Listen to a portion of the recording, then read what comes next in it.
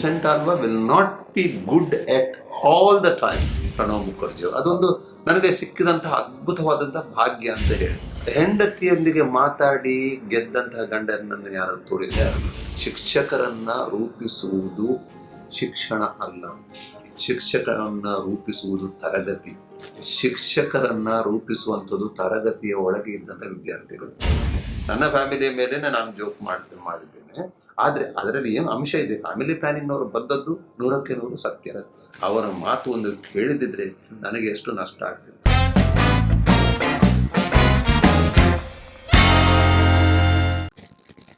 ಸ್ನೇಹಿತರೆ, ಇಂದು ನಮ್ಮ ಜೊತೆ ಒಂದು ವಿಶೇಷ ಅತಿಥಿ, ಉಡುಪಿ ಜಿಲ್ಲೆಯ ಪ್ರತಿಷ್ಠಿತ ಶಿಕ್ಷಣ ಸಂಸ್ಥೆಯ ಪ್ರಾಂಶುಪಾಲರು ಕೂಡ ಹೌದು, ಕರ್ನಾಟಕ ಕೊಂಕಣಿ ಸಾಹಿತ್ಯ ಅಕಾಡೆಮಿಯ ಸದಸ್ಯರು ಕೂಡ ಹೌದು, ಒಳ್ಳೆಯ ಬರಹಗಾರರು ಹಾಗೂ ಗುಡ್ ಸ್ಪೀಕರ್ ಕೂಡ, ಫಿಟ್ನೆಸ್ ಬಗ್ಗೆ ತುಂಬ ಆಸಕ್ತಿ ಉಳ್ಳವರು, ಕಳೆದ 25 ವರ್ಷಗಳಿಂದ ಇಂಗ್ಲಿಷ್ ಉಪನ್ಯಾಸಕರಾಗಿ ಸೇವೆ ಸಲ್ಲಿಸುತ್ತಿರುವಂತಹ ಡಾಕ್ಟರ್ ವಿನ್ಸೆಂಟ್ ಆಳ್ವ ಸರ್ ಕಾರ್ಯಕ್ರಮಕ್ಕೆ ಸ್ವಾಗತ. ಹೇಗಿದ್ದೀರಿ ಸರ್? ಆರಾಮಿದ್ದೀರಿ? ಹೌದಾ, ಬಹಳಷ್ಟು ಚೆನ್ನಾಗಿದ್ದೀನಿ. Okay sir, doctor Vincent Alva ಅವರು ನ್ಯೂ ಏಜ್ ಪ್ರಿನ್ಸಿಪಲ್. ವಿದ್ಯಾರ್ಥಿಗಳ ಜೊತೆಗೆ ತುಂಬ ಬೆರೀತಾರೆ, ಅವರ ಜೊತೆಗೆ ಆಟ ಪಾಠ. ಸೊ ಈ ನಾವು ವಿದ್ಯಾರ್ಥಿಗಳಿದ್ದಾಗ ಒಂದು ಪ್ರಿನ್ಸಿಪಾಲ್ ಮತ್ತು ಸ್ಟೂಡೆಂಟ್, ಅಂದರೆ ನಾವು ಎಲ್ಲೋ ಪ್ರಿನ್ಸಿಪಾಲ್ ಬಂದಾಗ ನಾವು ಎಲ್ಲೋ ಸೈಡಲ್ಲಿ ಓಡಿ ಹೋಗಿ ಕ್ಲಾಸ್ ರೂಮ್ ಒಳಗೆ ಕೂತ್ಕೊಳ್ತಿದ್ವಿ. ಬಟ್ ಡಾಕ್ಟರ್ ವಿನ್ಸೆಂಟ್ ಆಳ್ವ ಅವರು ಒಂದು ನ್ಯೂ ಏಜ್ ಪ್ರಿನ್ಸಿಪಾಲ್, ವಿದ್ಯಾರ್ಥಿ ಜೊತೆಗೆ ತುಂಬ ಬೆರೀತಾರೆ. ಸೊ ಅದ್ರ ಬಗ್ಗೆ ಹೇಳಿದ್ರೆ ಸರ್. ಅದಕ್ಕಿಂತಲೂ ಮೊದಲಾಗಿ ನಾನು ನಿಮ್ಮನ್ನು ಅಭಿನಂದಿಸ್ತಾ ಇದ್ದೇನೆ. ಸೊ ಆವಾಗ ಮತ್ತೆ ಈವಾಗ ನನ್ನನ್ನು ಕಾಣುವಂಥ ದೃಷ್ಟಿ ನಿಮ್ಮದು ಬದಲಾಗಿರಬಹುದು. ಆದರೆ ವಿನ್ಸೆಂಟ್ ಆಲ್ವಾ ಹಾಗೆಯೇ ಇದ್ದಾರೆ. ಮೊದಲು ಹೇಗೆ ವಿದ್ಯಾರ್ಥಿಗಳೊಂದಿಗೆ ಬೆರೆಯುತ್ತಿದ್ದ, ಅದೇ ರೀತಿಯಲ್ಲಿ ಈಗಲೂ ಕೂಡ ಬೆರೆಯುತ್ತಿದ್ದಾನೆ. ಕೇವಲ ಪೊಸಿಷನ್ ಮಾತ್ರ ಚೇಂಜ್ ಆಗಿದೆ. ಆವಾಗ ನಾನು ಉಪನ್ಯಾಸಕನಾಗಿದ್ದೆ, ಇವಾಗ ನಾನು ಪ್ರಿನ್ಸಿಪಲ್ ಆಗಿದ್ದೆ. ನಾನು ಒಂದು ಪ್ರಿನ್ಸಿಪಲ್ ಅನ್ನ ನನ್ನ ಜೀವನದಲ್ಲಿ ಅಳವಡಿಸಿಕೊಂಡಿದ್ದೀನಿ. ಅದೇನಂದ್ರೆ, ಯಾವಾಗಲೂ ಈ ಒಂದು ಹುದ್ದೆ ಅನ್ನೋದು ಒಬ್ಬ ವ್ಯಕ್ತಿಗೆ ಮದ ತರಬಾರದು. ಆ ಹುದ್ದೆ ಅನ್ನೋದು ಅದು ಜವಾಬ್ದಾರಿ ವಿನಃ ಹುದ್ದೆ ಅನ್ನೋದು ಅಲಂಕಾರ ಅಲ್ಲ. ಯಾವಾಗ ಹುದ್ದೆ ಅದು ಜವಾಬ್ದಾರಿ ಆಗಿ ಹೋಗುತ್ತೆ, ಆವಾಗ ಯಾರ ಮೇಲೆ ತಮ್ಮ ಜವಾಬ್ದಾರಿ ಇದೆ ಅವರನ್ನ ಹತ್ತಿರ ಎಳೆದುಕೊಳ್ಳುವಂತಹ ಮನಸ್ಸು ತನ್ನಿಂದಾನೇ ಬರುತ್ತೆ. ನಾನು ಪ್ರಾಂಶುಪಾಲರಾದ ನಂತರ ಮಾಡಿದ್ದಿಷ್ಟೇ, ನನ್ನ ಜವಾಬ್ದಾರಿಯನ್ನು ಸರಿಯಾಗಿ ಅರಿತುಕೊಂಡು ಆ ಜವಾಬ್ದಾರಿಗೆ ತಕ್ಕಂತೆ ನಡೆಯುವುದು ನಾನು ರೂಢಿ ಮಾಡಿಕೊಂಡೆ. ಮೊದಲನೇದಾಗಿ ಒಂದು ಸಂಸ್ಥೆಯ ಪ್ರಾಂಶುಪಾಲರಾದ ನಂತರ ಸಂಸ್ಥೆಯ ಘನತೆ ಅದಕ್ಕೆ ಸರಿಹೊಂದುವ ಹಾಗೆ ನಾನು ನಡೆಯಬೇಕು. ಇನ್ನೊಂದು, ಸಂಸ್ಥೆಯ ಆಸ್ತಿಯನ್ನು ಪ್ರಿನ್ಸಿಪಲ್ ಅಲ್ಲ, ಪ್ರಾಂಶುಪಾಲ ಅಲ್ಲ, ಸಂಸ್ಥೆಯ ಆಸ್ತಿ ಶಿಕ್ಷಕರು ಕೂಡ ಅಲ್ಲ. ಶಿಕ್ಷಕರಿಗೆ ಅದೊಂದು ವೃತ್ತಿ, ಪ್ರಾಂಶುಪಾಲನಿಗೆ ಅದು ಜವಾಬ್ದಾರಿಯುತ ವೃತ್ತಿ, ಶಿಕ್ಷಕರಿಗೆ ಕೂಡ ಜವಾಬ್ದಾರಿ ಇದೆ. ಆದರೆ ಸಂಸ್ಥೆಯ ಒಂದು ವಿದ್ಯಾಸಂಸ್ಥೆಯ ಆಸ್ತಿ ಅಂದ್ರೆ ಅದು ವಿದ್ಯಾರ್ಥಿಗಳು. ಅವರಿಲ್ಲದೆ ವಿದ್ಯಾಸಂಸ್ಥೆ ನಡೀಲಿಕ್ಕೆ ಸಾಧ್ಯ. ಅದು ಯಾವ ತರದ ವಿದ್ಯಾರ್ಥಿಗಳು ಕೂಡ ಆಗಲಿ, ಅದು ಒಳ್ಳೆ ಕಲಿಯುವಂತ ವಿದ್ಯಾರ್ಥಿಗಳು ಕೂಡ ಆಗಲಿ, ಅಥವಾ ಪಾಸ್ ಆಗ್ಲಿಕ್ಕೆ ಹರಸಾಹಸ ಪಡುವಂತ ವಿದ್ಯಾರ್ಥಿಗಳು ಕೂಡ ಆಗಲಿ, ಅವರು ಶ್ರೇಷ್ಠವಾದಂತ ಆಸ್ತಿ ವಿದ್ಯಾಸಂಸ್ಥೆಗೆ. ಅವರನ್ನು ದೂರ ಇಟ್ಟು ನಾವು ಶಿಕ್ಷಣವನ್ನ ಖಂಡಿತವಾಗಿ ಕೊಡ್ಲಿಕ್ಕೆ ಸಾಧ್ಯ ಇಲ್ಲ, ಶಿಕ್ಷಣವನ್ನ ಮುನ್ನಡೆಸ್ಕೊಂಡು ಹೋಗ್ಲಿಕ್ಕೆ ಸಾಧ್ಯ ಇಲ್ಲ. ಅದಕ್ಕೋಸ್ಕರ ವಿದ್ಯಾರ್ಥಿಗಳು ಹತ್ತಿರ ಬರಬೇಕು. ಆವಾಗ ಮಾತ್ರ ಒಂದು ಒಳ್ಳೆಯ ಮನಸ್ಸು, ಒಳ್ಳೆಯ ವಾತಾವರಣ ಒಂದು ವಿದ್ಯಾಸಂಸ್ಥೆಯಲ್ಲಿ ಇದ್ರೆ ಆ ವಿದ್ಯಾಸಂಸ್ಥೆ ಬೆಳಿಲಿಕ್ಕೆ ಸಾಧ್ಯ ಇದೆ. ನೀವು ಹೇಳಿದಾಗ ಇವಾಗ್ಲೂ ಕೂಡ ಓಡ್ತಾರೆ, ನನ್ನನ್ನು ನೋಡಿದ ಕೂಡಲೇ ಓಡ್ತಾರೆ, ಆಯ್ತಾ. ಕಾರಿಡೋರ್ ನಲ್ಲಿ ಇದ್ರೆ, ಕ್ಲಾಸ್ ರೂಮ್ ನ ಒಳಗೆ ಅಥವಾ ಎಲ್ಲಾದ್ರೂ ಗ್ರೌಂಡ್ ನಲ್ಲಿ ಇದ್ರೆ ಆಚೆ ಓಡ್ತಾರೆ. ಆದ್ರೆ ಓಡುವಾಗ ನಾನು ಕೂಡ ಅವ್ರ ಹಿಂದೆ ಓಡ್ತೇನೆ. ಹಿಂದೆ ಓಡಿ ಅವರನ್ನ ಹತ್ರ ಕರೆದು ಮಾತಾಡಿಸುವಂತ ರೂಢಿ ಮಾಡಿಕೊಳ್ಳೋಣ ಅಷ್ಟೇ, ಅದಕ್ಕಿಂತ ಜಾಸ್ತಿ ಏನು ಇಲ್ಲ. ಅಲ್ಲ, ಇದೊಂದು ಪರಂಪರೆ. ಅಂದ್ರೆ ಪ್ರಿನ್ಸಿಪಾಲ್ ವಿದ್ಯಾರ್ಥಿಗಳ ನಡುವೆ ಒಂದು ಗ್ಯಾಪ್ ಇರ್ತಿತ್ತು. ಬಟ್ ಡಾಕ್ಟರ್ ವಿನ್ಸೆಂಟ್ ಆಳ್ವ ಅವರು ಅಂದ್ರೆ ಮಕ್ಕಳ ಜೊತೆ ತುಂಬಾ ಬೆರೀತಿದ್ದಾರೆ. ಅವ್ರ ಜೊತೆ ಬಾಸ್ಕೆಟ್ ಬಾಲ್ ಕೂಡ ಆಡ್ತಾರೆ, ಕೆಲವು ಸ್ಪೋರ್ಟ್ಸ್ಗಳಲ್ಲೂ ಆಡ್ತಾರೆ ಅಂತ. ಹೇಗೆ ಸರ್ ಆ ಒಂದು ಪರಂಪರೆಯಿಂದ ಈ ಒಂದು ನ್ಯೂ ಏಜ್ ಪ್ರಿನ್ಸಿಪಲ್? ನನಗೆ ಸುದೀಪ್, ನನಗೆ ಮೊದಲಿಂದಲೂ ಏನಾದರೂ ಹೊಸತನ್ನು ಮಾಡಬೇಕು ಅನ್ನುವಂಥ ಒಂದು ಹಂಬಲ. ನೋಡಿ, ನಾನು ಒಂದನ್ನು ಕಲಿತುಕೊಂಡಿದ್ದೇನೆ ಜೀವನದಲ್ಲಿ ಯಶಸ್ಸು ಸಾಧಿಸಬೇಕಾದ್ರೆ. ಒಂದು ಪೋಮ್ ಇದೆ, ರೋಡ್ ನಾಟ್ ಟೇಕನ್ ಅಂತ. So if you take the road, taken by others you will not get anything on that particular road. ನಾವು ಬೇರೆಯವರು ಸವೆದಂತ ದಾರಿಯಲ್ಲಿ ನಡೆದ್ರೆ ನಮ್ಗೆ ಏನು ಸಿಗ್ಲಿಕ್ಕಿಲ್ಲ, ಹೊಸತನ ಏನು ಸಿಗೋದಿಲ್ಲ. ನಾವು ಯಾವಾಗಲೂ ಬೇರೆಯವರು ಸವೆಯದ ದಾರಿಯಲ್ಲಿ ನಡೆಯಬೇಕು. We should walk on the road which is not trodden by others. ಆವಾಗ ನಮ್ಗೆ ಏನಾಗುತ್ತೆ, ಕಲ್ಲು ಮುಳ್ಳು ಚುಚ್ಚಬಹುದು ಖಂಡಿತ, ಯಾಕಂದ್ರೆ ಯಾರು ನಡೀಲಿಲ್ಲ ಅಲ್ಲಿ. ಕಲ್ಲು ಮುಳ್ಳು ಚುಚ್ಚಬಹುದು, ಆದರೆ ಅಲ್ಲಿ ಆ ಸೊಬಗು, ಸಿಗುವಂತ ಜನರು, ಪರಿಸರ, ನಮಗೆ ಸಿಗುವಂತ ವೈಶಿಷ್ಟ್ಯತೆ, ವಿಭಿನ್ನತೆ, ಅದು ನಮಗೆ ಆನಂದ ಕೊಡುವಂಥದ್ದು, ಅದು ನಮ್ಮನ್ನು ಶ್ರೀಮಂತರಾಗಿ ಮಾಡುವಂಥದ್ದು. ನಾವು ಯಾರೂ ಮಾಡದ ಕೆಲಸವನ್ನ ಮಾಡಿದ್ರೆ ಅಲ್ಲಿ ನಮಗೆ ಯಶಸ್ಸು ಜಾಸ್ತಿ ಇದೆ. ಹೌದು, ಯಶಸ್ಸು ಜಾಸ್ತಿ ಇದೆ. ಅದನ್ನೇ ನಾನು ವಿದ್ಯಾರ್ಥಿಗಳಿಗೆ ಹೇಳ್ತಾ ಇದ್ದೇನೆ. ಹೇಳುದು ಹೇಗೆ? ನಾನು ಹೋಗಿ ಭಾಷಣ ಕೊಟ್ಟು ಹೇಳುದಲ್ಲ, ಯಾವಾಗ್ಲೂ ವಾಕ್ ದ ಟಾಕ್ ಅಂತ ಹೇಳ್ತಾರೆ. ಏನು ಮಾತಾಡ್ತಿ, ಏನು ಹೇಳ್ತಿ, ಈ ಬಾಯಿಂದ ಏನು ಹೊರಗೆ ಬರುತ್ತೆ ಅದರ ಹಾಗೆ ನೀನು ನಡೀಬೇಕು. Walk the talk. ನಾನು ಮಾಡೋದಷ್ಟೇ. ವಿದ್ಯಾರ್ಥಿಗಳಿಗೆ ಹೋಗಿ ನನ್ಗೆ ಬಹಳ ಅಸಹ್ಯ ಆಗ್ತಾ ಇತ್ತು. ಹೊಟ್ಟೆ ಇಷ್ಟು ದೊಡ್ಡದಿತ್ತು ನಂದು, ಎಷ್ಟು ಆಡಿದ್ರೂ ಕೂಡ ಹೊಟ್ಟೆಯನ್ನು ಕರಗಿಸ್ಲಿಕ್ಕೆ ನನ್ನಿಂದ ಆಗ್ಲಿಲ್ಲ. 23 ವರ್ಷಗಳಿಂದ ನಾನು ಆಡ್ತಾ ಇದ್ದೇನೆ, ನಾನು ಓಡ್ತಾ ಇದ್ದೇನೆ, ಸ್ವಿಮ್ಮಿಂಗ್ ಮಾಡ್ತೇನೆ, ಸೈಕ್ಲಿಂಗ್ ಮಾಡ್ತೇನೆ, ವಿದ್ಯಾರ್ಥಿಗಳಿಗೆ ಬಾಸ್ಕೆಟ್ಬಾಲ್ ಆಡ್ತೇನೆ, ವಾಲಿಬಾಲ್ ಆಡ್ತೇನೆ, ಎಲ್ಲ ಆಟವನ್ನು ಆಡ್ತೇನೆ, ಟೇಬಲ್ ಟೆನ್ನಿಸ್ ಆಡ್ತೇನೆ. ಸ್ಪೋರ್ಟ್ಸ್ ಡೇ ದಿನ 3000 ಮೀಟರ್ ಓಟವನ್ನು ವಿದ್ಯಾರ್ಥಿಗಳ ಜೊತೆ ಓಡ್ತೇನೆ. ಅದು ಯಾಕೆ ಮಾಡ್ತೇನೆ ಅಂದ್ರೆ, ನಾನು ಹೋಗಿ ವಿದ್ಯಾರ್ಥಿಗಳಿಗೆ ಹೋಗಿ ಭಾಷಣ ಕೊಡ್ಬೋದು, ನನ್ನ ಮಾತನ್ನು ಕೇಳ್ತಾರೆ ಅವರು, ಗಂಟೆಗಟ್ಟಲೆ ಕೂತ್ಕೊಂಡು ಮಾತಾಡಿಸ್ಬೋದು. ನೋಡಿ, ನೀವು ಫಿಟ್ ಆಗಿರ್ಬೇಕು, ನೀವು ಎಕ್ಸಸೈಸ್ ಮಾಡಬೇಕು ಅಂತ. ನನ್ನ ಇಷ್ಟು ದೊಡ್ಡ ಹೊಟ್ಟೆಯನ್ನು ಇಟ್ಕೊಂಡು ನಾನು ಅವರಿಗೆ ಹೇಗೆ ಹೇಳಿದ್ದೇನೆ? ನಾನು ಆ ಹೊಟ್ಟೆಯನ್ನು ಕರಗಿಸ್ಬೇಕಲ್ಲ, ಶತ ಪ್ರಯತ್ನ ಮಾಡಿ ನಥಿಂಗ್ ಇಸ್ ಇಂಪಾಸಿಬಲ್ ಅಂತ ತೋರಿಸಿಕೊಟ್ಟಿದ್ದೇನೆ. ಅದೇ ಮಾಡುವಂಥದ್ದು. ಅದು ನೋಡಿ ಮಕ್ಕಳು ಕಲಿಬೇಕು. ಈಗ ನಿನ್ನೆ ನಾನು 6:45 ತನಕ ನಮ್ಮ ಗ್ರೌಂಡ್ ಅಲ್ಲಿ, ಮೊದಲು ಇಲ್ಲಿ ಹೊರಗಡೆ ಒಂದು 3 ಕಿಲೋಮೀಟರ್ ಓಡಿದೆ, ಮತ್ತೆ ಗ್ರೌಂಡ್ ಅಲ್ಲಿ ನಾನು 3 ಕಿಲೋಮೀಟರ್ ಓಡುವಾಗ 1-2 ಜನ ಬಂದು ಯಾರು ನೀವು ಅಂತ ಕೇಳಿದ್ರು ನನ್ನ ಹತ್ರ. ಅವ್ರಿಗೆ ನನ್ನ ಪ್ರಿನ್ಸಿಪಲ್ ಅಂತ ಗೊತ್ತಿಲ್ಲ. ಮತ್ತೆ ನಾನು ಹೇಳಿದೆ, ನನಗೆ ವಿದ್ಯಾಸಂಸ್ಥೆಯಲ್ಲಿ ಉದ್ಯೋಗಿ ಅಂತ, ಪ್ರಿನ್ಸಿಪಲ್ ಅಂತ ಹೇಳಲಿಲ್ಲ, ಉದ್ಯೋಗಿ ಅಂತ ಹೇಳಿದ್ರು. ಸೊ ನಾವು ಅವರಿಗೆ, ಮಕ್ಕಳಿಗೆ ಏನು ಮಾಡ್ತೇವೆ ಅದು ಮಾರ್ಗದರ್ಶನ ಆಗ್ತದೆ, ಏನು ಮಾತಾಡ್ತೇವೆ ಅದಲ್ಲ. ಅದಕ್ಕೋಸ್ಕರ ಮಕ್ಕಳು ನಮ್ಮ ಹತ್ರ ಬರ್ತಾ ಇದ್ದಾರೆ, ಅದಕ್ಕೋಸ್ಕರ ನಾನು ಮಕ್ಕಳ ಹತ್ರ ಹೋಗ್ತಾ ಇದ್ದೇನೆ. ಅದೇ ಮಾಡ್ತಾ ಇರೋದು. ನೀನು ಏನು ಮಾಡ್ತಿ ಅದನ್ನು ಬೇರೆಯವರು ಮಾಡಿ. ಈಗ ನಾನಿದ್ದೇನೆ ಅಥವಾ ಕೆಲವು ಉಪನ್ಯಾಸಗಳಲ್ಲಿ ಆಡ್ತಾರೆ ಅಂತ ಹೆಚ್ಚೆಚ್ಚು ವಿದ್ಯಾರ್ಥಿಗಳು ಬರ್ತಾ ಇದ್ದಾರೆ. ಸೊ ಏನಾಗ್ಬೇಕಂದ್ರೆ, ನಾನು ವಿಭಿನ್ನತೆ ಅಂತ ಹೇಳಿದೆ, ನಾವು ಹೊಸ ದಾರಿಯಲ್ಲಿ ನಡೀಬೇಕು. ಅದನ್ನು ಬೇರೆಯವ್ರ, ನನ್ನ ದೊಡ್ಡಸ್ತಿಕೆಯನ್ನು ಖಂಡಿತವಾಗಿ ಮಾತಾಡೋದಲ್ಲ. ನನಗಿಂತ ಜಾಸ್ತಿ ಈ ಫಿಟ್ನೆಸ್ ಬಗ್ಗೆ ಗಮನ ಹರಿಸೋರು ತುಂಬಾ ಜನ ಇದ್ದಾರೆ. ಆದರೆ ನಾವು ವಿದ್ಯಾರ್ಥಿಗಳಿಗೆ ಬರೀಬೇಕಾದ್ರೆ ವಿಶಿಷ್ಟ ದಾರಿಯಲ್ಲಿ ನಡೆಯಬೇಕು, ಅವರಿಗೆ ತೋರಿಸಬೇಕಾಗುತ್ತೆ. ನಾರ್ಮಲಿ ವಿದ್ಯಾರ್ಥಿಗಳು ನಾವು ಹೇಳುವುದನ್ನು ಮಾಡೋದಕ್ಕಿಂತ ನಮ್ಮನ್ನು ಹಿಂಬಾಲಿಸ್ತಾರೆ. ನೀವು 100ಕ್ಕೆ 100 ಸರಿ. ವಿದ್ಯಾರ್ಥಿಗಳು ನಾವು ಹೇಳಿದ್ರೆ 1% ಅದನ್ನು ಪಾಲಿಸಿದರೆ, ನಾವು ಏನು ಮಾಡ್ತೇವೆ ಅದನ್ನು 99% ಪಾಲಿಸ್ತಾರೆ. ಈಗ ಒಳ್ಳೆಯ ಗುಣ, ಒಳ್ಳೆಯ ಸನ್ನಡತೆ ಅಂತ ಹೇಳ್ತೇವೆ, ಅದನ್ನು ನೋಡಿ ಕಲಿಯುವುದಲ್ವಾ, ಬೇರೆಯವರು ಮಾಡಿದನ್ನು ಕಲಿಯುವುದು. ಉಪನ್ಯಾಸ ಎಷ್ಟೋ ಮಂದಿ ಕೊಡ್ತಾರೆ. ಈಗ ಟಿವಿ ಸೀರಿಯಲ್ ಚಾನೆಲ್ ಹಾಕಿದ್ರೆ ಅಲ್ಲಿ ಉಪನ್ಯಾಸ ಕೊಡುವವರು, ನೀವು ಹಾಗೆ ಮಾಡಿ, ನೀವು ಹೀಗೆ ಮಾಡಿ ಅಂತ. ಇದು ನೋಡುವಾಗ ನೀವು ಆ ನಕ್ಷತ್ರ ನಂಬಿ, ಈ ನಕ್ಷತ್ರ ನಂಬಿ, ಅದು ಮಾಡಿ, ಇದು ಮಾಡಿ. ಅವ್ರು ಹೋಗಿ ಮಲಗೋದು ಆಸ್ಪತ್ರೆಯಲ್ಲಿ, ಅವ್ರು ಹೋಗಿ ಮಲಗುವುದು. ಇಲ್ಲಿ ಗಂಟು ನೋವಾದ್ರೆ ಏನಾದ್ರೆ ಅವ್ರು ಹೋಗಿ ಮಲಗುವುದು ಆಸ್ಪತ್ರೆಯಲ್ಲಿ. ಆದ್ರೆ ಅವ್ರು ಹೇಳ್ತಾರೆ ಈ ಲೇಪ ಹಚ್ಚಿ, ಆ ಲೇಪ ಹಚ್ಚಿ, ಇದೆಲ್ಲ ಬಿಸ್ನೆಸ್ ಅಲ್ವಾ. ಆದ್ರೆ ನನ್ನ ನಂಬಿಕೆ ಏನಂದ್ರೆ, ಈಗ ಮನೆಯಲ್ಲಿ ಮಕ್ಕಳು ವಾಟ್ಸ್ಆ್ಯಪ್ ಯೂಸ್ ಮಾಡಬಾರ್ದು, ಮನೆಯಲ್ಲಿ ಅದು ಯೂಸ್ ಮಾಡಬಾರ್ದು. ನನ್ನ ಕೈಯಲ್ಲಿ ಮೊಬೈಲ್ ಹಿಡ್ಕೊಂಡೆ ನೀನು ಯೂಸ್ ಮಾಡಬೇಡ ಅಂತ ಮಕ್ಕಳು ಅದನ್ನು ನೋಡಿ ಕಲಿಯೋದಲ್ವಾ, ನಮ್ಮನ್ನು ನೋಡಿ ಕಲಿಯೋದು. ಅದಕ್ಕೋಸ್ಕರ ನನ್ನ ನಂಬಿಕೆ ಏನಂದ್ರೆ, ವಿದ್ಯಾರ್ಥಿಗಳಾಗ್ಲಿ ಯಾರೇ ಆಗಲಿ ಬೇರೆಯವರು ಮಾಡಿದ್ದನ್ನು ನೋಡಿ ಕಲಿತಾರೆ.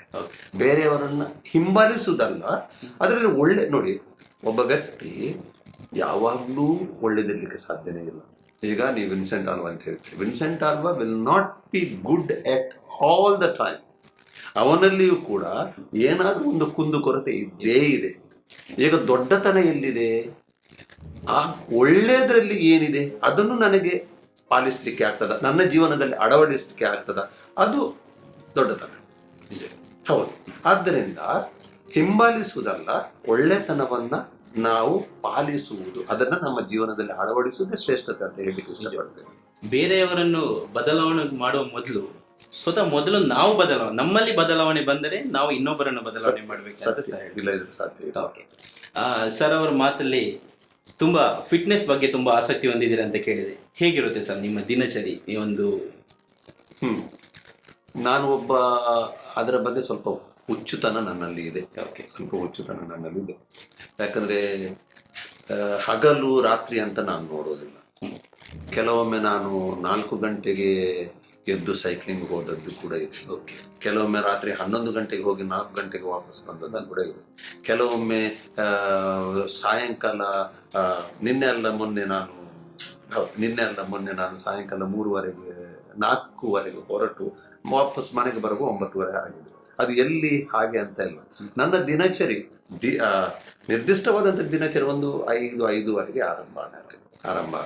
ಈ ಮಳೆಗಾಲದಲ್ಲಿ ಸ್ವಲ್ಪ ಅದು ಸ್ವಲ್ಪ ಕಷ್ಟ ಆಗಿದೆ. ಯಾಕಂದ್ರೆ ನನಗೆ ಜಾಗಿಂಗ್ ಅಂದ್ರೆ ಇಷ್ಟ. ಮನೆಯಿಂದ ಹೊರಡುವಾಗ ಮಳೆ ಬರದಿದ್ರೆ ನಾನು ಹೋಗ್ತೇನೆ. ನಡುವೆ ಮಳೆ ಬಂದ್ರೆ ನನಗೆ ಬಹಳ ಖುಷಿ ಆಗೋದು. ಒಂದು ವಾರಕ್ಕೆ ಒಂದು 2-3 ಸಲ ನಾನು ಒಂದು 14 ಕಿಲೋಮೀಟರ್ ಜಾಗ್ ಮಾಡ್ತೇನೆ ಬೆಳಿಗ್ಗೆ. ಇಲ್ಲದಿದ್ರೆ ಒಂದು 7 ಕಿಲೋಮೀಟರ್, ಒಂದು ಸ್ಟ್ರೆಚ್ ಇದೆ 7 ಕಿಲೋಮೀಟರ್ ನಾನು ಜಾಗಿಂಗ್ ಮಾಡ್ತೇನೆ. ಹಾಗೆ ಆರಂಭವಾಗುತ್ತೆ. ಮತ್ತೆ ಮನೆಗೆ ನಾನು ಒಂದು 7 ಗಂಟೆಗೆ ಮನೆಗೆ ಮುಟ್ಟಿದ್ರೆ ನನಗೆ ಆ ನ್ಯೂಸ್ ಪೇಪರ್, ನಮಗೆ ಉದಯವಾಣಿ ಬರುತ್ತೆ, ಅದನ್ನು ಹಿಡ್ಕೊಂಡು ನಮ್ಮ ಬ್ರೇಕ್ಫಾಸ್ಟ್ ಟೇಬಲ್ ಮೇಲೆ ನಾನು ಕೂರೋದು. ಆವಾಗ ನಾನು ಪೇಪರ್ ಓದ್ತಾ ನಾನು ಬ್ರೇಕ್ಫಾಸ್ಟ್ ಮಾಡೋದು. ಉಳಿದವರು ಕೂಡ ಅವರಷ್ಟಕ್ಕೆ ಬ್ರೇಕ್ಫಾಸ್ಟ್ ಮಾಡ್ತಾ ಇದ್ದಾರೆ. ಬೆಳಿಗ್ಗೆ ಅಷ್ಟು ಮಾತುಕತೆ ಮನೆಯಲ್ಲಿ ಇರೋದಿಲ್ಲ. ಯಾಕಂದ್ರೆ ಎಲ್ಲರೂ ಬ್ಯುಸಿ ಇರ್ತಾರೆ. ನನಗೆ ನನ್ನ ಮಕ್ಕಳು ಬ್ಯುಸಿ ಇರ್ತಾರೆ, ಹೆಂಡತಿ ಕೂಡ ಬ್ಯುಸಿ ಇರ್ತಾರೆ. ಬ್ರೇಕ್ಫಾಸ್ಟ್ ಮಾಡಿ ನಾನು ಆಮೇಲೆ ಪೇಪರ್ ಓದಿದ ನಂತರ ನಾನು ಸ್ನಾನ ಮಾಡಿ ನಾನು ಹೊರಡೋದು. 8 ಗಂಟೆಗೆ ಪ್ರತಿದಿನ 8 ಗಂಟೆಗೆ ಮನೆಯಿಂದ ಹೊರಡ್ತೇನೆ. 8:25 ನಾನು ರೀಚ್ ಆಗಲೇಬೇಕು. ರೀಚ್ ಆಗ್ಲಿಲ್ಲ ಅವಾಗ ಏನೋ ನನ್ನ ಮೂಡ್ ಸರಿ ಇರೋದು, ಏನೋ ಒಂದು ಮಿಸ್ ಮಾಡಿಕೊಂಡ ನಾನು ಅದನ್ನು ರೂಢಿ ಮಾಡಿಕೊಂಡು ಅಂದಂತ ನಿಮ್ಗೆ ಗೊತ್ತಿದೆ ಕಾಲೇಜಲ್ಲಿ ಅದು ಆ ಜವಾಬ್ದಾರಿ, ಇದು ಆಟ ಪಾಠ ಅದೆಲ್ಲ ಶುರುವಾಗುತ್ತೆ. ಸರ್ ನೀವೊಬ್ರು ಒಳ್ಳೆ ಪಬ್ಲಿಕ್ ಸ್ಪೀಕರ್ ಅಂತ ಕೇಳಿದ್ದೇನೆ ಸರ್. ನೀವು 5,000ಕ್ಕೂ ಮಿಗಿಲಾಗಿ ಕಾಂಪೇರಿಂಗ್ ಮಾಡಿದ್ದೀರಿ.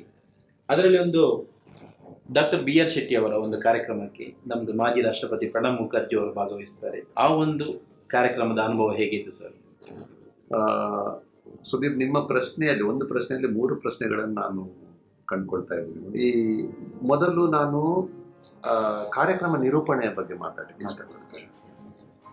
ಅದು ನಾನು ಬೆಳೆಸಿಕೊಂಡು ಬಂದಂತಹ ಒಂದು ಟ್ಯಾಲೆಂಟ್ ಅಂತ ಹೇಳ್ತಾರೆ. ನನಗೆ ಯಾರೂ ಕೂಡ ಅದರ ಬಗ್ಗೆ ತರಬೇತಿ ಕೊಡಲಿಲ್ಲ. ನಾನು ತರಬೇತಿಯಲ್ಲಿ ಹೋಗಿದ್ದೇ ಇಲ್ಲ. ಅದು 1987ನೇ ಇಸವಿಯಲ್ಲಿ ನಾನು 2nd ಡಿಗ್ರಿ ಮಾಡ್ತಾ ಇರುವಾಗ ನಾನು ಕಾರ್ಯಕ್ರಮ ನಿರೂಪಣೆಯನ್ನು ಮಾಡಿದ್ದೆ.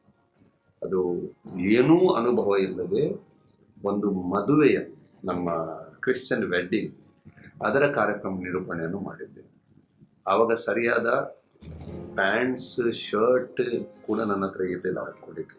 ಅದರ ಬಗ್ಗೆ ಆಮೇಲೆ ನೀವು ಕೇಳಿದ್ರೆ ಹೇಳ್ತೀನಿ. ಆ ಬಾಲ್ಯದ ಜೀವನ ಕೇಳಿದ್ರೆ ಹೇಳ್ತೀನಿ. ಅದು ಬಹಳ ಸ್ವಾರಸ್ಯಕರವಾದದ್ದು, ಬಹಳ ವಿಶಿಷ್ಟ ಜೀವನ ನಮ್ಮದು. 1987 ಆವಾಗ ಇಲ್ಲಿ ಕಾರ್ಯಕ್ರಮ ನಿರೂಪಣೆ ಅಂದರೆ ಬಹಳ ಕಡಿಮೆ, ಯಾರು ಕೂಡ ಮಾಡ್ತಿರ್ಲಿಲ್ಲ. ನಮ್ಮ ಟ್ರೆಡಿಷನಲ್ ಶೈಲಿಯಲ್ಲಿ ಎಲ್ಲ ಸಮಾರಂಭಗಳು ನಡೀತಾ ಇದ್ದವು. ಆದರೆ ಒಬ್ಬರಿಗೆ ಒಂದು ಬೇಕೆ ಅಂತ ಆಯಿತು. ಆವಾಗ ಇಲ್ಲಿ ಕಾರ್ಯಕ್ರಮ ನಿರೂಪಣೆ ಮಾಡುವವರು ಬಹಳ ಕಡಿಮೆ. ಬಹಳ ಅಂದರೆ ನನ್ನನ್ನು ಬಿಟ್ಟರೆ ಅಂತ, ನನಗಿಂತ ಮೊದಲು 1-2 ಏನೋ ಇದ್ರು. ಮಂಗಳೂರಿನಲ್ಲಿ 1-2 ಏನೋ ಇದ್ರು. ಆವಾಗ ಇಲ್ಲಿ ಕೇಟ್ರಿಂಗ್ ಸಿಸ್ಟಮ್ ಕೂಡ ಆರಂಭ ಆಗಿತ್ತು. ಇಲ್ಲಿ ಶಂಕರ್ಪುರದಲ್ಲಿ ಅನಿಲ್ ಕೇಟರ್ಸ್ ಅಂತ ಆರಂಭ ಆಗಿತ್ತು.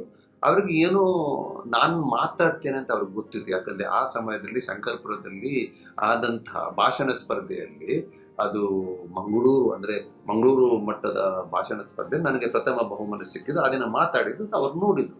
ಸೊ ಮಾತಾಡ್ತೇನೆ ಅಂತ ಅವ್ರಿಗೆ ಗೊತ್ತಿತ್ತು. ಸೊ ಅವರು ಸೀದಾ ಪೂರ್ಣಪ್ರಜ್ಞೆ ಕಾಲೇಜಿಗೆ ಬಂದರು. ನಾನು ಆವಾಗ 2nd ಇಯರ್ ಡಿಗ್ರಿಯಲ್ಲಿದ್ದೆ, ಪೂರ್ಣಪ್ರಜ್ಞೆ ಕಾಲೇಜಿಗೆ BA ಓದ್ತಾ ಇದ್ದೆ. ಅವರು ಬಂದು ನನ್ನನ್ನು ಕರೆದ್ರು. ಅವ್ರು ಯಮಹ ಬೈಕ್ ಇತ್ತು, ಕೂತ್ಕೊಳ್ಳಿ, ಏನು ಒಂದು MC ಮಾಡಲಿಕ್ಕಿದೆ. ನನಗೆ ಗೊತ್ತಿಲ್ಲ. ನಾನು ಹೇಳ್ತಿದ್ದೆ ಹಾಗೆ ನೀನು ಮಾಡಿದ್ರೆ ಆಯಿತು ಅಂತ. ಮತ್ತೆ ಅವರೇ ತನ್ನಂತ ಒಂದು ಕೋಟ್ ಕೊಟ್ಟರು. ಸ್ಲಿಪ್ಪರ್ ಇತ್ತು ಆವಾಗ, ಶೂಸ್ ಆವಾಗ ಪ್ರಶ್ನೆನೇ ಇಲ್ಲ. ಅದು ಹಾಕಿ ನಾನು ಹೋಗಿ MC ಮಾಡಲಿಕ್ಕೆ ಶುರು ಮಾಡಿದ್ದೆ. ಆ ನಂತರ ಅಲ್ಲಿ ಅವ್ರು ನನ್ನನ್ನು ಯಾವಾಗ ಎಲ್ಲ ಕಾರ್ಯಕ್ರಮಕ್ಕೆ ಎಲ್ಲ ಕರ್ಕೊಂಡು ಹೋಗ್ತಿದ್ರು. ಆವಾಗ ಸಂಭಾವನೆ ಅಂತ ಏನು ಇರಲಿಲ್ಲ. ಕೊಟ್ಟರೆ ಒಂದು 5 ರೂಪಾಯಿ ಕೊಡ್ತಾ ಇದ್ರು, ಒಂದು 10 ರೂಪಾಯಿ ಕೊಡ್ತಾ ಇದ್ರು. ಅದು ಬೆಳೆದು ಬಂತು. ಮತ್ತೆ ನನಗೆ ಡಿಮಾಂಡ್ ಬಂತು.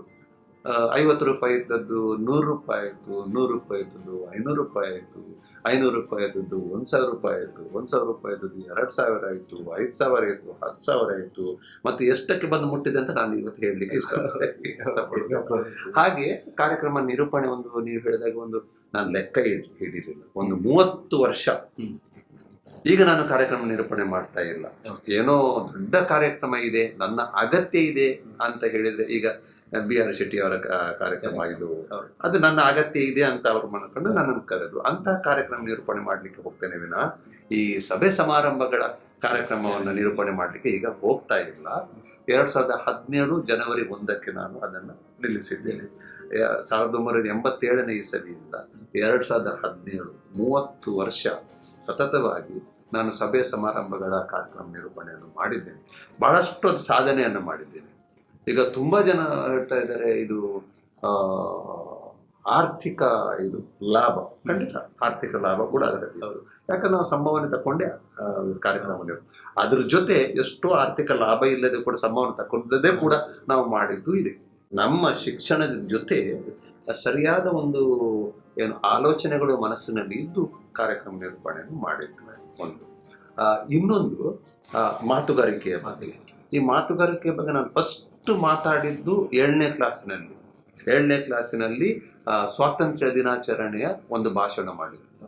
ಆ ದಿನ ಮಕ್ಕಳು ಅಲ್ಲಿ ನೆರೆದು ನಮ್ಮ ಒಂದು ಸಣ್ಣ ಶಾಲೆ, ಒಂದು ಪ್ರೈಮರಿ ಶಾಲೆ, ಸರ್ಕಾರಿ ಪ್ರೈಮರಿ ಶಾಲೆ, ಅದ್ರ ಸ್ಟೇಜ್ನಲ್ಲಿ ಆವಾಗ ಜನರು ಒಂಬೆ ಆವಲಿ ಅಂತ ಹೇಳಿದ ಆ ದಿನದಿಂದ ಮಾತುಗಾರಿಕೆ ನಾನು ಆರಂಭ ಮಾಡಿದೆ. ಸ್ಟೇಜ್ ಫಿಯರ್ ಆ ದಿನದಿಂದ. ಆಮೇಲೆ ಬಹಳಷ್ಟು ಜನ ನನ್ನನ್ನು ಈ ಪ್ರತಿಭಟನಾ ಸಭೆಯಲ್ಲಿ ಆಗಲಿ ಅಥವಾ ಯಾವುದೇ ದೊಡ್ಡ ಸಮಾರಂಭ ವಿಷಯ ಕೊಟ್ರೆ, ಮುಂಚಿತವಾಗಿ ಕೊಟ್ರೆ,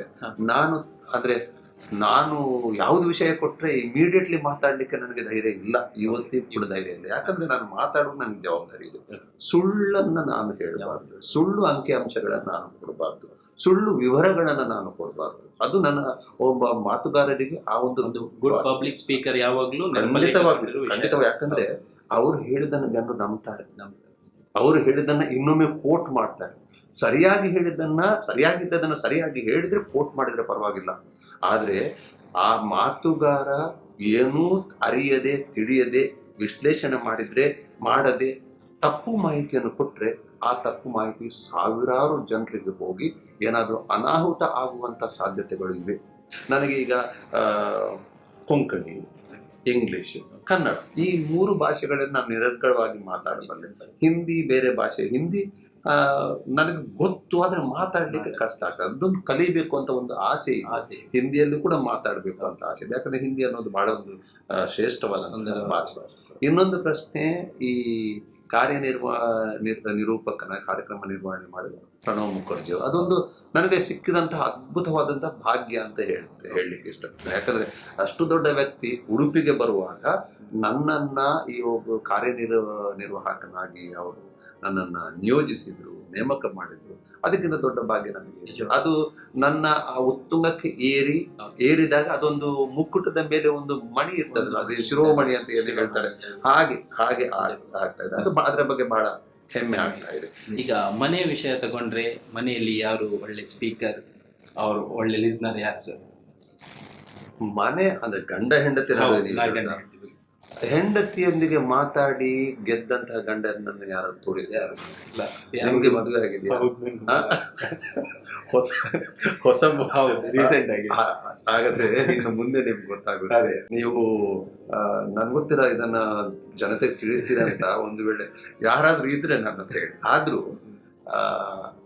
ಇಬ್ರು ಕೇಳ್ಬೇಕು. ಅದಕ್ಕೆ ಬಹಳಷ್ಟು ಸಂಯಮ ಬೇಕು. ಈ ಗಂಡ ಹೆಂಡತಿಯ ನಡುವೆ ಈ ವಾಗ್ಬಾಣಕ್ಕೆ ಅಥವಾ ಈ ಡಿಸ್ಕಷನ್ ಆಗೋದಿಲ್ಲ. ಗಂಡ ಹೆಂಡತಿಯ ನಡುವೆ ಡಿಸ್ಕಷನ್ ಆಗೋದೇ ಇಲ್ಲ. ಗಂಡ ಹೆಂಡತಿಯ ನಡುವೆ ಯಾವಾಗಲೂ ಆರ್ಗ್ಯುಮೆಂಟ್ಸೇ ಆಗೋದು. ಆ ಆರ್ಗ್ಯುಮೆಂಟ್ಸ್ ಮಾಡುವಾಗ ಕೇಳಲಿಕ್ಕೆ ಸಂಯಮ ಇರಬೇಕು. ಯಾಕಂದ್ರೆ ಗಂಡನಲ್ಲಿಯೂ ಸಂಯಮ ಇರುವುದಿಲ್ಲ, ಹೆಂಡತಿಯಲ್ಲಿಯೂ ಸಂಯಮ ಇರುವುದಿಲ್ಲ.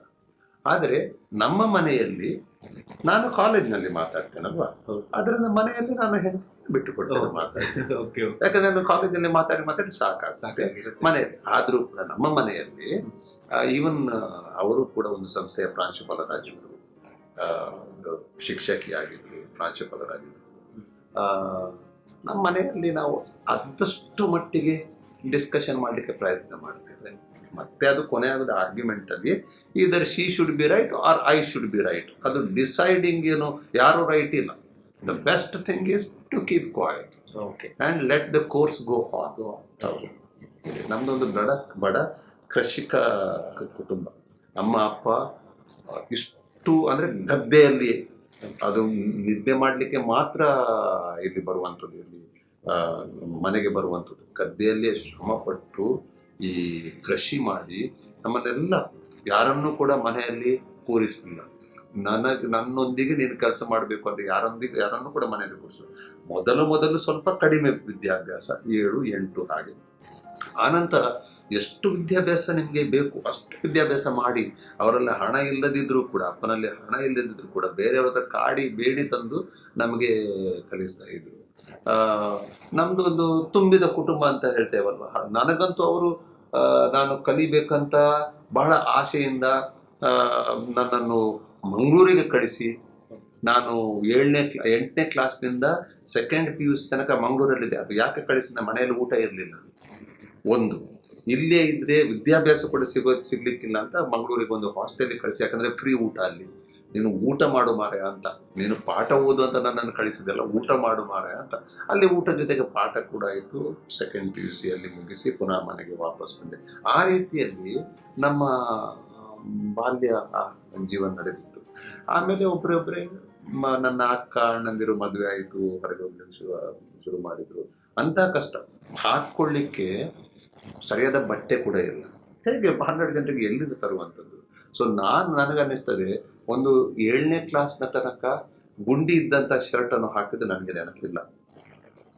ಈ ಬಕ್ಕಲ್ ಅಥವಾ ಗುಂಡಿ ಇದ್ದಂಥ ಚಡ್ಡಿ ಹಾಕಿದ್ದು ಕೂಡ ನನಗೆ ಇದೆ, ಅದು ಎಳೆದು ಕಟ್ಟುವಂಥದ್ದು. ಈ ಹಿಂದ್ಗಡೆ ಹರಿಯದ ಚಡ್ಡಿಯನ್ನು ಕೂಡ ಹಾಕಿದ್ದು ನನಗೆ ನೆನಪಿಲ್ಲ. ಈ ಕಿಸೆ ಹರಿಯುವಂಥದ್ದು ಅದು ಯಾಕೆ? ಅದು ಅಣ್ಣಂದಿರದು, ಅಣ್ಣಂದಿರದ ದಾರೆ ಬಂದಂತಹ ಅಂಗಿ, ಅಣ್ಣಂದಿರದ ದಾರೆ ಬಂದಂತಹ ಆ ಚಡ್ಡಿ ಎಲ್ಲ ಧರಿಸಿ ನಾವು ಬೆಳೆದದ್ದು. ತಿನ್ಲಿಕ್ಕೆ ಇಲ್ಲ. ಆವಾಗ ಕೃಷಿ ಮಾಡಿ ಅಷ್ಟು ದೊಡ್ಡ ಕುಟುಂಬಕ್ಕೆ ಎಲ್ಲಿಂದ? ಕೆಲವೊಮ್ಮೆ ಗಂಜಿ ನೀರು ಮಾತ್ರ, ಕೆಲವೊಮ್ಮೆ ಇಷ್ಟು ಗಂಜಿ. ಮಾಂಸ ತಿನ್ಬೇಕಾದ್ರೆ ವರ್ಷ ಕಾಯ್ಬೇಕು ನಾವು, ಹಬ್ಬಕ್ಕೆ ಕಾಯ್ಬೇಕು. ಅದು ನಮ್ಮ ಸಾಂತ್ ಮಾರಿ ಅಂತ ಹೇಳ್ತಾರೆ, ಅದಕ್ಕೆ ಕಾಯ್ಬೇಕು. ಆವಾಗಲೂ ಕೂಡ ಮಾಂಸ ಎಷ್ಟು? ಇಷ್ಟು ಸಣ್ಣ ತುಂಡು, ಅದಕ್ಕೆ 4 ಬಟಾಟೆ ಪೀಸ್. ಆದರೆ ಆ ಏನು ಹೇಳ್ತೇವೆ ಗ್ರೇವಿ ಇದೆ, ರಸ ಇದೆ ಅಲ್ವಾ, ಅಷ್ಟೇ ಒಂದು ಪರಿಮಳ. ಅದು ಪರಿಮಳ ಒಂದು 4 ದಿನ ನಮ್ಮ ಕೈಯಿಂದ ಹೋಗ್ತಿರ್ಲಿಲ್ಲ. ಆ ರೀತಿಯಲ್ಲಿ ಮತ್ತೆ ಹಲಸಿನ ಹಣ್ಣು, ಮತ್ತೆ ಏನು ಸಿಗ್ತದೆ, ಹಲಸಿನ ಹಣ್ಣು, ಹಲಸಿನ ಬೀಜ, ನಾವು ಬೋಳೆ ಅಂತ ಹೇಳ್ತೇವಲ್ವ, ಅದೇ ನಮ್ಮ ಆಹಾರವಾಗಿತ್ತು. ಆ ಆಹಾರ ತಿಂದ ನಾವು ಇಷ್ಟು ಸುದೃಢರಾಗಿದ್ದೇವೆ, ಇಷ್ಟು ಆರೋಗ್ಯವಂತರಾಗಿದ್ದೇವೆ. ಸೊ ಹೇಳಲಿಕ್ಕೆ ಹೋದ್ರೆ ತುಂಬಾ ಇದೆ. ಒಂದು 12 ಜನ ಅಂತ ಹೇಳಿ ಅದೊಂದು ನಾನೇ ಒಂದು ಜೋಕ್ ಮಾಡಿದ್ದೇನೆ ನಮ್ಮ ಫ್ಯಾಮಿಲಿಯಲ್ಲಿ. ನಾನು ಒಂದು ಜೋಕ್ ಮಾಡಿದ್ದೇನೆ, ಆದರೆ ಆ ಜೋಕ್ ಮಾಡಿದಿರಬಹುದು, ಅದರ ಒಳಗೆ ತಿರುಳು ಏನಂತ ಅದು ನಿಜವಾಗಿ ನಡೆದದ್ದು. ನಮ್ಮ ಮನೆ ಎದುರುಗಡೆ ಒಂದು ಶೆಟ್ರ ಮನೆ ಇದೆ. ನಮ್ಮ ಅಪ್ಪ ಅಮ್ಮನದು ಫ್ಯಾಕ್ಟ್ರಿ ಇದ್ದಾಗೆ ವರ್ಷಕ್ಕೊಂದು ಇಲ್ಲಿ ಹುಡ್ತಾ ಇದೆ, 2 ವರ್ಷಕ್ಕೊಂದು ಹುಡ್ತಾ ಇದೆ. ಈ ಎದುರು ಮನೆಯವರಿಗೆ ತುಂಬಾ ಇದು ಏನು ಸಂಕಟ ಇದೆ. ಯಾಕಂದ್ರೆ ನಮ್ಮ ಮನೆಯಲ್ಲಿ ಬೊಬ್ಬೆ, ಅವ್ರಿಗೆ ಮಲಗಲಿಕ್ಕೂ ಇಲ್ಲ, ಏನಿಲ್ಲ, ಮನೆಯಲ್ಲಿ ಬೊಬ್ಬೆ. ಅವ್ರು ಹೋಗಿ ಫ್ಯಾಮಿಲಿ ಪ್ಲಾನಿಂಗ್ ಇದೆ ಅಲ್ವಾ, ಅದಕ್ಕೆ ಕಂಪ್ಲೇಂಟ್ ಕೊಟ್ರು. ಏನ್ರಿ ಅದು ಫ್ಯಾಕ್ಟ್ರಿ, ಅದು ಬಂದ್ ಮಾಡ್ರಿ, ನಮ್ಗೆ ನಿದ್ದೆ ಮಾಡ್ಲಿಕ್ಕೆ ಇಲ್ಲ, ಏನೋ ಅವಸ್ಥೆ, ನೀವು ಹೇಳಲಿಕ್ಕೆ ಆಗುದಿಲ್ವಾ, ಅವ್ರಿಗೆ ಮಕ್ಕಳು ನೀವು ನಿಲ್ಲಿಸ್ಲಿಕ್ಕೆ ಹೇಳಲಿಕ್ಕೆ ಆಗುದಿಲ್ವಾ ಅಂತ. ಸೊ ಹೌದಾ ಅಂತ ಫ್ಯಾಮಿಲಿ ಪ್ಲಾನಿಂಗ್ನವರು ಬಂದು ಎಲ್ಲರೂ ನೋಡ್ತಾ ಇದ್ದಾರೆ, ಏನಾಗ್ತಿದೆ ನೋಡುವ ಅಂತ. ಅವರು ಬಂದರು. ನನ್ನ ಅಪ್ಪನ ಹೆಸರು ಕಾಮಿಲ ಭಟ್ರೆ, ನಮ್ಮನ್ನ ಭಟ್ರೆ ಅಂತ ಕರೆಯೋದು ಊರಲ್ಲಿ, ಕಾಮಿಲ ಭಟ್ರೆ. ಇದು ಅವರು ಬಂದು ಹೀಗೆ ನೋಡಿದ್ರು, ವಾಪಸ್ ಹೋದ್ರು. ಏನು ಮಾತಾಡಿದ್ರು, ವಾಪಸ್ ಹೋಗುವಾಗ ಇಲ್ಲಿ ಶೆಟ್ರು ಮತ್ತೆ ಎಲ್ಲ ಕಡೆ ಎಂತಾಯ್ತು, ಯಾಕೆ ಹೇಳಲಿಲ್ಲ ನೀವು? ಅದು ಅಂಗನವಾಡಿ ಅಲ್ವಾ ಮಾರ್ರೆ ಅಂತ. ಅದು ಅಂಗನವಾಡಿ ಅಲ್ಲ, ಅದು 12 ಜನ ಮಕ್ಕಳು. ಅವಾಗ 10 ಜನ ಮಾತ್ರ ಹುಟ್ಟಿದ್ದು, ನಾನು ಹುಟ್ಟಲಿಲ್ಲ. ಅದು 10 ಜನದ ಅದು ಅವರ ಮಕ್ಕಳು ಸ್ವಲ್ಪ ಹೇಳಿ ಮಾರ್ರೆ ಅಂತ ಪುನಃ ವಾಪಸ್ ಬಂದು ಅಪ್ಪನ ಹತ್ರ ಹೇಳಿ, ಇನ್ನು ಸಾಕು, ಫ್ಯಾಕ್ಟ್ರಿ ಬಂದ್ ಮಾಡ್ಬೇಕು, ಇನ್ನು ಮಕ್ಕಳು ಬೇಡ ಅಂತ. ಅಪ್ಪ ಅವರನ್ನು ಮಂಗ ಮಾಡಿ ಆಚೆ ಕಳಿಸಿದ್ರು. ಅವರ ಆಚೆ ಹೋದ್ರು, ನಾನು ಈಚೆ ಹುಟ್ಟಿದೆ. ಒಂದು ವೇಳೆ ಅವರ ಮಾತನ್ನು ಅವರು ಕೇಳಿದಿದ್ರೆ ನಾನು ವಿನ್ಸೆಂಟ್ ಆಲ್ವಾ ಇವತ್ತು ನಿಮ್ಮ ಮುಂದೆ ಕೂತಿರ್ತಿರ್ಲಿಲ್ಲ ಅಂತ ಒಂದು ಸ್ವಾರಸ್ಯ. ಅಂದ್ರೆ ಈ ನಾನು ಒಂದು ಜೋಕಿನ ಹಾಗೆ ನಮ್ಮ ಫ್ಯಾಮಿಲಿಯ ಮೇಲೆ ಯಾರ್ಯಾರ ಬಗ್ಗೆ ಯಾಕೆ ಜೋಕ್ ಮಾಡಬೇಕು, ನನ್ನ ಫ್ಯಾಮಿಲಿಯ ಮೇಲೆನೆ ನಾನು ಜೋಕ್ ಮಾಡಿದ್ದೇನೆ. ಆದ್ರೆ ಅದರಲ್ಲಿ ಏನು ಅಂಶ ಇದೆ, ಫ್ಯಾಮಿಲಿ ಪ್ಲಾನಿಂಗ್ ಅವರು ಬಂದದ್ದು 100% ಸತ್ಯ. ಅವರ ಮಾತು ಒಂದು ಕೇಳಿದಿದ್ರೆ ನನಗೆ ಎಷ್ಟು ನಷ್ಟ ಆಗ್ತಿತ್ತು, ಆದ್ರೆ ನಾನೇ ಇರ್ತಿರ್ಲಿಲ್ಲ. ಪ್ರಿನ್ಸಿಪಾಲ್ ಮಿಸ್ ಮಾಡ್ಕೋತಿದ್ವಿ ಸರ್. ವಿನ್ಸೆಂಟ್ ಆಳ್ವ ಅವರು ಕರ್ನಾಟಕ ಸರ್ಕಾರದ ಕೊಂಕಣಿ ಸಾಹಿತ್ಯ ಅಕಾಡೆಮಿಯ ಸದಸ್ಯರು ಕೂಡ ಹೌದು. ಸೊ ಒಂದು ಕೊಂಕಣಿ ಯು ಆರ್ ಅನಂತ ಮೂರ್ತಿ ಅವರ ಸಂಸ್ಕಾರ ಒಂದು ಕೃತಿಯನ್ನು ಕೊಂಕಣಿ ಅನುವಾದ ಮಾಡಿದ್ದೀವಿ. ಏನಕ್ಕೆ ಸರ್ ಈ ಒಂದು ಕೃತಿಯನ್ನು ನೀವು ಆಯ್ಕೆ ಮಾಡಿಕೊಂಡ್ರಿ? ಬಹಳ ಸುಂದರವಾದಂಥ ಪ್ರಶ್ನೆ. 12 ವರ್ಷದ ಹಿಂದೆ ನನಗೆ ಅನಿಸ್ತದೆ ಕೊಂಕಣಿ ಸಾಹಿತ್ಯ ಅಕಾಡೆಮಿಯ ಸದಸ್ಯನಾಗಿದ್ದೆ. ಆವಾಗ ಯು ಆರ್ ಅನಂತಮೂರ್ತಿಯವರ ಆ ಸಂಸ್ಕಾರ ಅನ್ನುವಂಥ ಒಂದು ಕಾದಂಬರಿಯನ್ನು ನಾನು ಬಹಳಷ್ಟು ಮೆಚ್ಚಿಕೊಂಡಿದ್ದೆ. ಅದನ್ನು, ಆ ಕೃತಿಯನ್ನು ಎಲ್ಲರೂ ಓದಬೇಕು. ಈ ಯಾವ ರೀತಿಯಲ್ಲಿ ದಲಿತರ ಮೇಲೆ ದೌರ್ಜನ್ಯ ನಡೆಯುತ್ತದೆ, ಈ ಯಾರೋ ಮೇಲ್ಜಾತಿಯವರು ಕೀಳ್ ಜಾತಿಯನ್ನು ಯಾವ ರೀತಿಯಲ್ಲಿ ನಡೆಸ್ಕೊಳ್ತಾರೆ ಅನ್ನುವಂಥ ಒಂದು ಕೃತಿ ಅದು. ಸೊ ಅದನ್ನ ನಾನು ನಮ್ಮ ಭಾಷೆ ಬಲ್ಲವರಿಗೆ, ನಮ್ಮ ಭಾಷೆಯನ್ನು ಓದಲಿಕ್ಕೆ, ಅಂದರೆ ಭಾಷೆ ಅಂದರೆ ಲಿಪಿ ಒಂದೇ, ಈ ಕನ್ನಡ ಲಿಪಿ ನಾವು ಕೊಂಕಣಿಯಲ್ಲಿ ಬರೆಯುವುದು ಉಪಯೋಗ ಮಾಡೋದು. ಕೆಲವರು ದೇವನಾಗರಿ ಅಂದರೆ ಹಿಂದಿ ಲಿಪಿ, ದೇವನಾಗರಿ ಲಿಪಿ ಯೂಸ್ ಮಾಡ್ತಾರೆ. ಕೆಲವರು ರೋಮಿ, ಈಗ ಗೋವಾದಲ್ಲಿ ರೋಮಿ ಲಿಪಿ, ಇಂಗ್ಲಿಷ್ ಆಲ್ಫಾಬೆಟ್ ಯೂಸ್ ಮಾಡ್ತಾರೆ. ಆದರೆ ನಾವು ಇಲ್ಲಿ ಈ ಪ್ರದೇಶದವರು, ಇಲ್ಲಿ ಮಂಗಳೂರು, ಉಡುಪಿಯವರು ಕೊಂಕಣಿಯಲ್ಲಿ ಬರೆಯಬೇಕಾದ್ರೆ ನಾವು ಕನ್ನಡ ಅಕ್ಷರವನ್ನೇ, ಕನ್ನಡ ಪದಗಳನ್ನೇ ಕನ್ನಡ ಅಕ್ಷರಗಳನ್ನೇ ಬಳಸುವಂಥದ್ದು.